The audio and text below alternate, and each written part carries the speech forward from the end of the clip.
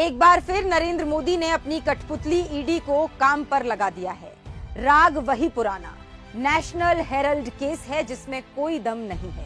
National Herald के फर्जी case में मोदी के तोते ईडी ने अपनी मनगढ़ंत चार्जशीट दाखिल की है। बीते 10-12 साल से बीजेपी और मोदी सरकार इस मामले में झूठ फैला रही है, लेकिन फिर भी आज तक कोई सबूत नहीं जुटा पाई।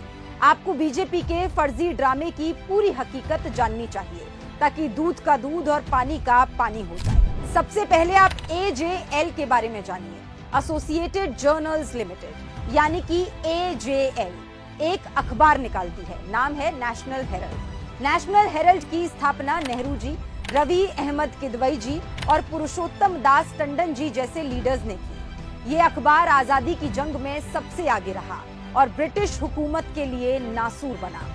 इसी के चलते अंग्रेजों ने इसे बैन भी किया था। क्या नेशनल हेरल्ड मामले में पैसों की हेराफेरी हुई? जवाब है नहीं। दरअसल नेशनल हेरल्ड अखबार चलाने वाली कंपनी एसोसिएटेड जर्नल्स लिमिटेड यानी AJL पर भारी कर्ज था।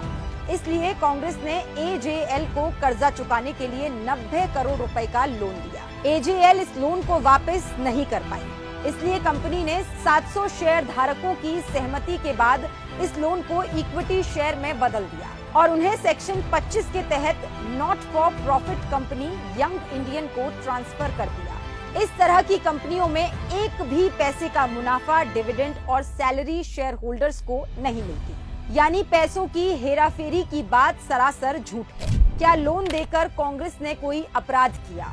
तो इसका जवाब है नहीं, क्योंकि भारत का कोई भी कानून किसी भी राजनीतिक पार्टी को लोन देने से नहीं रोकता।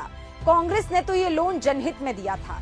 90 करोड़ में से 67 करोड़ रुपए नेशनल हेरल्ड के कर्मचारियों के वेतन और VRS के भुगतान में खर्च किए गए।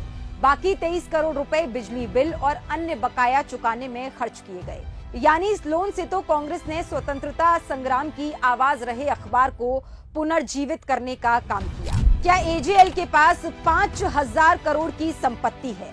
एक और झूठ बोला जाता है कि AJL के पास 5000 करोड़ की प्रॉपर्टी है।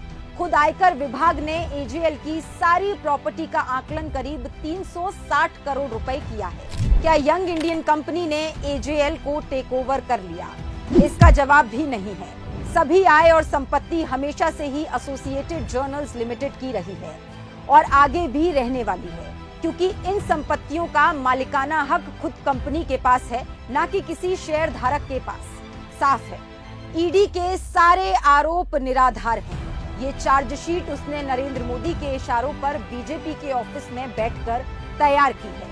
वे कांग्रेस को डराना चाहते हैं, लेकिन ये भूल जाते हैं कि कांग्रेस डरकर माफी मांगने वालों की नहीं, बल्कि लड़कर जीतने वालों की पार्टी है। कांग्रेस हर मोर्चे पर यह लड़ाई लड़ेगी और जीतेगी।